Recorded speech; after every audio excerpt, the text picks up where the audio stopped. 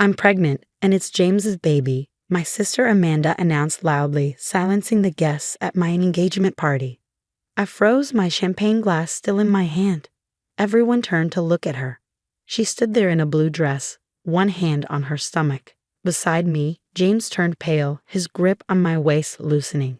My name is Olivia Parker. I'm 28 years old, and in that moment, I watched my perfect life fall apart. The fairy lights we had hung earlier now felt like they were mocking me. It's been happening for months, Amanda continued, crying. We never wanted to hurt you, but we're in love. People turned to me, waiting for a big reaction, but I stayed quiet. I had learned long ago that silence could be more powerful than words. Olivia, sweetheart, my mom said, stepping forward. We need to talk about this as a family. Amanda is going through a hard time. Of course she was. Amanda was always the one needing understanding. When she crashed my car, when she maxed out my credit card, when she ruined my graduation dress. And every time, I was expected to forgive her. She's your sister, my dad added. But his concern was for Amanda, not me. She was now crying into James's chest. My fiance, the man I had trusted. Calmly, I placed my glass on the table. Excuse me, I said and walked toward the house. Olivia, wait. My mom followed me into the kitchen. You can't just leave. Amanda is pregnant. This changes everything. I looked at her, my voice steady. You're right, it does. She sighed in relief. Then you understand. We need to support Amanda. She's fragile. I almost laughed.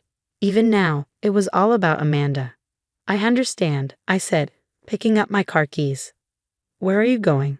She asked in panic. We need to talk. Amanda has you, I replied. She always has. As I walked to my car, James called my name. I didn't turn around. I didn't cry. I didn't give them the satisfaction of seeing me break. Instead, I drove to the one place I knew I could think clearly, my grandmother's cottage by the lake. What no one knew was that I had suspected this for weeks. James's secret texts, his unexplained meetings, Amanda's sudden illnesses, it all made sense. But I hadn't just suspected. I had prepared. 2 weeks ago, I hired a private investigator. 1 week ago, I moved my important belongings into a safety deposit box. 3 days ago, I started removing James from our joint accounts, and yesterday, I convinced him to take a DNA test, pretending it was for insurance. Sitting on my grandmother's porch, I ignored the flood of messages from James, Amanda, and my parents. Instead, I called the one person who had never believed Amanda's lies, my Aunt Sarah. I saw Amanda's little show on Facebook Live, she said. She always loved drama. She says she's pregnant, I told her. So she says, Aunt Sarah replied. But you didn't call me just to cry, did you? No, I said, sitting up straighter. I need your help. Does it involve making Amanda and James regret this? It might. I'm in, she said. What's the plan? For the first time that night, I smiled. First, we wait for the DNA results. Then, we show them what real family loyalty looks like. That night, as I lay in bed, my phone finally stopped buzzing. My family probably thought I was somewhere crying, waiting to forgive them. They thought they knew me, the quiet, responsible one who always put family first. But they have forgotten something. I was also my grandmother's granddaughter, and she had taught me that sometimes the quiet ones are the most dangerous. I opened her old journal, the one where she had written about handling betrayal and getting justice. Sometimes, dear, she had written, the best revenge is letting people think they've won, until they realize they've lost everything. I smiled. Amanda had chosen the moment to ruin my life, but I would choose the moment to reveal the truth. The DNA results would arrive in 2 months. Until then, I had work to do. The next 2 months tested my patience. I watched from a distance as Amanda and James played the happy couple, fully supported by my parents. Amanda even moved into my old apartment, the one I had shared with James, while I stayed at my grandmother's cottage, quietly putting my plan into action. They're telling everyone you had a breakdown. Aunt Sarah told me one morning over coffee. Amanda's acting like the caring sister, stepping in to support James while you recover. I calmly stirred my coffee. What else? They're having an engagement party next week. Your mother is calling it a celebration of new beginnings. Aunt Sarah rolled her eyes. Linda's pretending you never existed. That was my mother's specialty, rewriting history. Now she'd have turned me into the unstable one, while Amanda was the responsible sister creating a happy family. If only they knew what I had found. The private investigator's report had everything: hotel security footage, time-stamped photos, credit card statements, but the most important detail: medical records that would soon change everything. "Are you sure about this?" Aunt Sarah asked as I looked over the documents. "Once you do this, there's no going back. Your relationship with your parents was over the moment they chose Amanda's lies," I said. Again, my phone buzzed. A notification from the lab. The DNA results were ready. The timing was perfect. Tonight was Amanda and James's engagement party, hosted by my parents at their country club. The same place where, 3 months ago, James had proposed to me. "Ready?" Aunt Sarah asked as we parked outside. I smoothed my black dress. Power, not warning. Absolutely. Even from the entrance, I could hear the party. Amanda's laugh rang out, and my mother's voice proudly introduced her expecting daughter and future son-in-law.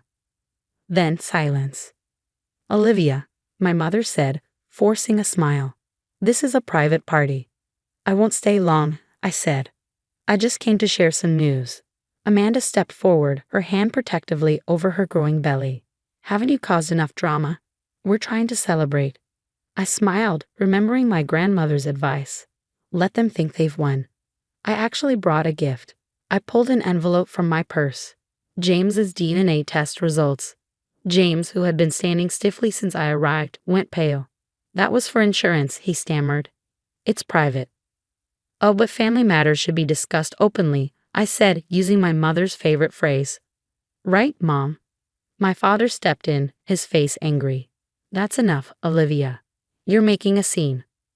"No," I said quietly. "Amanda made a scene at my engagement party. I'm just finishing it." I opened the envelope slowly. "These results show something interesting. Something that makes it impossible for James to be your baby's father." Amanda's face drained of color. Behind her, James looked confused, then shocked, then furious as the truth hit him. "You're lying," Amanda whispered. "Science doesn't lie," I said. "But you do. About the pregnancy. About James. About everything." "Amanda." James's voice was hoarse. "What is she talking about?" I pulled out another document. "The investigator found your medical records. You had fertility treatments 3 months ago with your ex-boyfriend, Michael. The one you've been secretly seeing." Gasps and whispers filled the room. My mother swayed, reaching for support.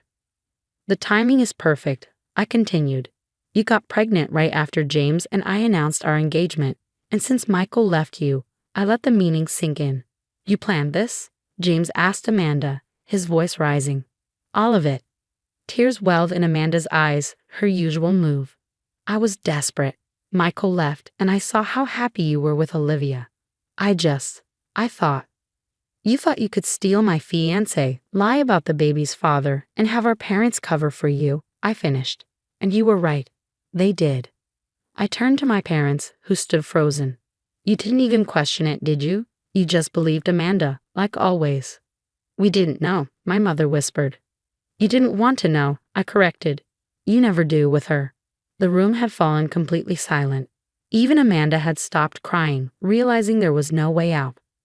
"You knew all along?" James asked, his voice shaky. "I suspected," I said. "Amanda's never been as clever as she thinks. And you've never been good at keeping secrets." Aunt Sarah stepped forward, her heels clicking on the polished floor. "I think," she said loudly, "this party is over." James stormed out. Amanda sobbed. My parents stood helplessly, trying to salvage what was left. No one looked at me. "Grandmother would be proud," Aunt Sarah said as we walked to the car. I thought of her journal, her lessons on patience and justice. Yes, I agreed. She would.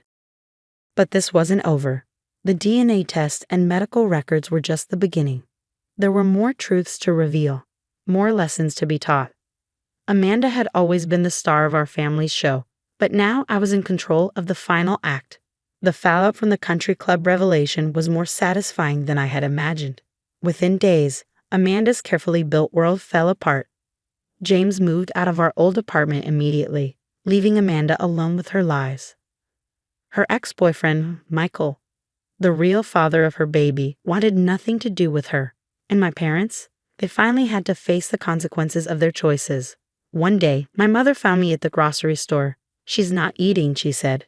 "She needs her sister." I kept picking apples, not looking up. "No, what she needs is to face the truth. Something you never made her do." "We made mistakes," she admitted, her voice shaking. "But she's still your sister." I finally met her gaze. "And I was still your daughter every time you chose her over me." Then came another revelation, this one from Aunt Sarah. Over dinner, she shared what she had discovered.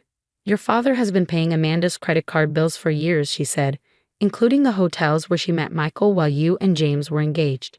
I shouldn't have been surprised, but it still hurt. So they knew. They suspected. Aunt Sarah corrected. But questioning Amanda was never their way. I thought about all the times I had worked extra hours to pay for college, while Amanda's expenses were always covered without question. It was clear now, they hadn't just enabled her behavior, they had funded it. 3 weeks after the engagement party, I got an unexpected visitor. James stood on my grandmother's porch, looking exhausted and ashamed. "I'm not here to apologize," he said quickly. "I mean, I am sorry, but I know it doesn't change anything." "Then why are you here?" He ran a hand through his hair, a nervous habit I used to love. "I'm leaving town. Taking that job in Seattle. I needed you to know that you were right. About everything." I leaned against the doorframe. "Not everything. I thought you loved me." His flinch said it all. After he left, I sat on the porch swing where grandmother used to tell me stories. Her journal lay open in my lap, and one passage stood out.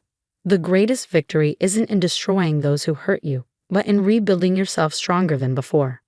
Then came the final twist, one that changed everything. One morning, Aunt Sarah arrived with a stack of legal papers. "I found these in Mother's safety deposit box," she said, spreading them on the table.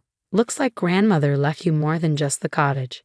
The documents revealed a trust fund in my name, one meant to help with my wedding and a future home. She had also kept records of every dollar my parents had taken from her to cover Amanda's expenses over the years. "There's a letter for you," Aunt Sarah added, handing me an envelope. In grandmother's neat handwriting, it read, "My dearest Olivia, if you're reading this, they finally pushed you too far. Use these documents wisely. Sometimes the best revenge is letting people face the consequences of their own actions." I followed her advice. My lawyer sent copies of the financial records to my parents with a simple note.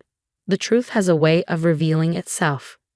2 days later, Amanda moved back home, her perfect future in ruins. My parents could no longer deny what they had done. "What do you want from us?" my father asked over the phone, his voice heavy with defeat. "Nothing," I said honestly. "I don't want anything from you anymore." That was the real victory, not punishing them, but freeing myself. 6 months later, I sold my share of the family property. Amanda tried to fight it, but the documents were airtight. I used the money to buy a small bookstore near the cottage, something I had always dreamed of but never pursued because my parents wanted me to be practical. Aunt Sarah helped me renovate, and on opening day she gave me a special gift. Grandmother's journal, rebound in leather with a new inscription. For Olivia, who learned that the quietest voice often speaks the loudest truth. I keep the DNA test results in my desk drawer, not as a reminder of betrayal, but as proof of my strength. Amanda still lives with our parents, her baby due any day now. I hear things about them sometimes, but their drama no longer touches me. Last week, I got a wedding invitation from James. He's marrying someone new in Seattle. I sent it back unopened. Some chapters are better left closed. Now, as I sit on the cottage porch watching the sunset over the lake, I finally understand what grandmother meant about victory. It's not about winning the fight, it's about choosing your own path forward. Amanda's betrayal didn't break me. It set me free, and that is the best revenge of all.